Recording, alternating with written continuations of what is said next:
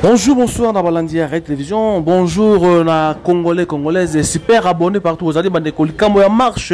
Il y a Martin Fayulu. Le Martin Fayulu a sengaki à la marche na par rapport ya contester ba résident ya Seni pe baza ko senga annulation ya ba proclamation ya makambo Italie élection oyo et salamaki bande konangai Martin Fayulu na bande konaye. C'était prévu. Binomo boyebi Martin Fayulu mi banda ba to bazaka belé mais comme l'État bato basi bakomi moi mayele bato baboyaki kobi malibanda bato baboyi ko accompagner bango parce que bokonzi ezali bango bopoza mais bato bakufaka ba civil bakufaka ndeko nanga tala makambo s'est passé na kati ya esika na kije to avait dit na chaise ya Martin Fayulu esika bakende ko kanga bango pe ko zongisa bafana na kati botala boyoka ndenge Martin Fayulu aza kolela bolanda.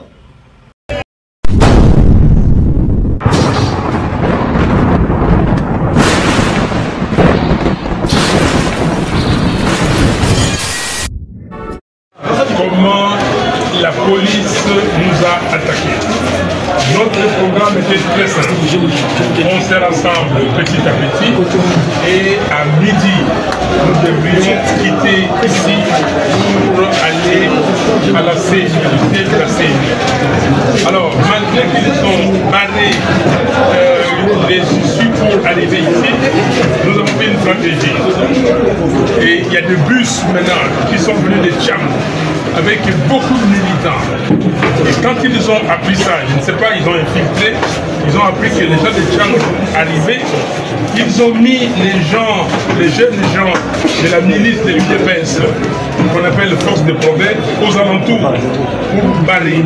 Mais pour éviter que cette masse arrive, ils ont fait des tirs de sommation. Vous avez été là, ils nous ont attaqués. Regardez ça, il y a un policier qui a laissé tomber ça. Et ça, c'est la douille qui est tombée là où moi j'étais. J'étais dans cette salle-là, bon, c'est tombé juste à côté. Et j'ai ramassé ça. Donc, vous voyez la violence avec laquelle la police nous empêche de manifester. Mais si ils avaient dit que la manifestation ne devait pas avoir lieu, mais ils étaient là, ils devaient nous contenir ici. Pourquoi ils ont tiré? Vous avez vu des blessés. Et pour aller déposer, accompagner ces blessés à l'hôpital, il fallait qu'on aille demander au commandant qui était là la permission. J'ai appelé la MONUSCO jusqu'aujourd'hui, jusque-là, on attend. J'ai appelé les services qui pouvaient nous aider pour évacuer ces blessés. Voilà la situation dans laquelle nous nous trouvons. La police se mélange avec les éléments ou la milice de l'UDPS. Est-ce que nous sommes encore dans un état de droit? Est-ce que la police peut s'associer avec une milice? Est-ce que nous ne pouvons pas manifester? Nous avons dit que nous allons manifester pour dire non à ces braquages électoraux, à ces simulacres d'élections. Je vous avais dit depuis longtemps que M. Kadima, spécialiste d'observation électorale, était en train de préparer un chaos. Et nous y sommes. Les gens pensaient que Fayulu allait rester dehors par rapport à la décision de la Mouka du 19 juin. Mais nous sommes entrés et nous avons dit à Kadima, c'est pour le surveiller. Et vous avez vu qu'il a été confondu. Qu'est-ce qu'il manquait à Kadima de proroger, de demander à la Cour constitutionnelle de proroger les élections d'une semaine ou de 10 jours pour acheminer les équipements par fraude organisée, planifiée. Et à l'époque, je vous avais dit, chronique d'une fraude électorale, à l'époque c'était 7 épisodes. Maintenant, je vais vous donner ça en 8 épisodes. Regardez là où nous sommes. Nous allons continuer. Nous n'accepterons jamais ces simulacres d'élections et ces résultats. M. Kadima doit partir. Il est indigne d'organiser les élections et d'assumer cette fonction. Il doit justifier les 1,3 milliard ou 1,5 milliard de dollars qu'il a reçus du trésor public pour organiser les élections. Dans un pays normal, si lui-même était un homme normal, il devait déjà démissionner. Et j'entends des gens qui viennent ici, tel ou tel autre, pour dire que non, les élections se sont bien passées. Vous avez déjà vu les élections en 5-6 jours. Jusqu'aujourd'hui, les gens continuent de voter. La loi congolaise est claire, la loi électorale. On fait des élections un jour ouvrable, un jour ou un jour férié. Mais en un jour, qu'est-ce que nous devons faire? Nous disons à M. Kadima des partis et de nous laisser tranquilles parce que nous n'accepterons jamais ces simulacres de résultats.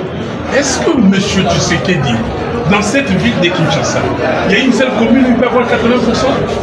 Dites-moi, est-ce que dans les à Beni, vous avez vu tous la campagne? Mais ça veut dire qu'il y a quelque chose qui ne va pas. Donc le résultat ne reflète pas la campagne. On a bourré les urnes. Il avait besoin de cette pause pour que la nuit, il puisse bourrer les urnes. Il a bourré les urnes et c'est pour cela, même la tabulation parallèle de la mission d'observation Senko et CC devient inutile parce qu'ils vont voir ce qu'ils vont voir. En amont, ils ont fait la test. Voilà, mesdames et messieurs les journalistes, je tenais à vous dire que monsieur Tshisekedi est en train de déstabiliser le pays. Pardon? Qu'est-ce que j'ai en main ici? C'est un chargeur mini des balles. Vous voyez? Voilà. Il y a 11 blessés graves et nous avons eu du mal pour les acheminer dans les hôpitaux. Maintenant, on les a acheminés. Mais regardez ça. Et ça, c'est tombé juste à côté de moi. Une balle réelle. C'est d'où il est tombé juste à côté de moi. Donc, lorsque un homme de Dieu prophétise quelque chose qui n'arrive pas, ça ne fait pas de lui forcément un faux prophète. Le concept de faux prophète n'est pas lié à quelqu'un qui dit quelque chose qui n'arrive pas. C'est faux. Nostradamus a dit des choses qui se sont accomplies. Est-il un vrai prophète? Le dessin animé, les Simpsons, disent dans leur dessin animé des choses qui arrivent. Est-ce que ce sont des prophètes? Les Mandona, les chefs coutumiers même peuvent prédire l'avenir sur ton fils et ta fille. Est-ce que ça fait des prophètes? Une prophétie qui s'accomplit ou ne s'accomplit pas n'est pas le baromètre sur lequel on identifie d'abord quelqu'un s'il est un vrai prophète. Un vrai prophète est d'abord connu par l'authenticité de son appel, par l'authenticité de son enseignement, comment? Par l'authenticité de sa vie, et après par le charisme. Le monde des charismes prophétiques est un monde tout à fait complexe. Dieu dit à Ésaïe, nous sommes dans Ésaïe 38, il dit Ésaïe, lève-toi.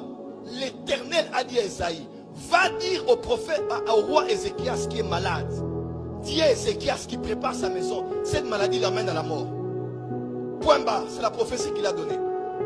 Donc l'assistant du prophète Ésaïe, entendez, il a dit, Dieu a dit au prophète que le roi va mourir. Est-ce que Dieu chante ses paroles? Non. Est-ce que Dieu ment? Non. Est-ce que Dieu réfléchit avant de parler? Oui. Est-ce que Dieu pense à réfléchir avant de sortir une parole? Oui. Mais Dieu a dit au prophète, l'Éternel, dit à Ézéchias, il va mourir. Ézéchias entend la parole de l'Éternel par le prophète de l'Éternel. À peine le prophète est en train de sortir, le roi n'a même pas beaucoup prié. Il a dit, Seigneur, tu ne feras pas ça. Moi, je suis là, je te crains. J'ai beaucoup fait pour la réforme du temple. J'ai augmenté le salaire des sacrificateurs. J'ai mené beaucoup de réformes, Seigneur. Tu ne peux pas permettre ça. Et le prophète était encore à l'extérieur. Le même Éternel qui avait dit, ah, il est encore revenu et il a dit. Il est encore revenu, il a dit, dis au roi, il ne meurt pas. Je rajoute 15 autres années. Est-ce que Dieu a menti? Il n'a pas menti. Mais seulement, je vous ai dit, il y a plusieurs futurs dans le monde spirituel. On peut avoir dit quelque chose sur quelqu'un, mais qui ne s'accomplit pas parce que la personne a prié.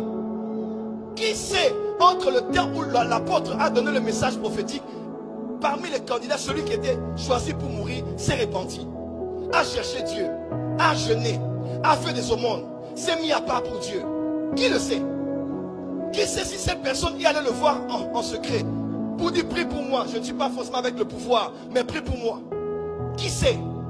Mais le Congolais, quand il voit comme ça, un homme qui est un père de famille, il a combien d'années de mariage, de ministère? Et toi, tu es un petit prophète de TikTok qui fait des lives. Tu ne connais même pas le monde spirituel. Et tu dis, apôtre Nabi Noana, apôtre Dalo, allô? C'est ton ami? C'est ton camarade? Nous, on a été à Philadelphie jusqu'aujourd'hui, on respecte cet homme. Je ne suis plus avec lui. Mais frère, si nous, en tant que père, on ne parle pas de ça, on va laisser une génération des impolis grandir dans le corps du Christ. On a le droit de vouloir comprendre. On a le droit de s'exprimer. Mais on a le devoir de peser nos paroles quand on parle de certains hommes de Dieu.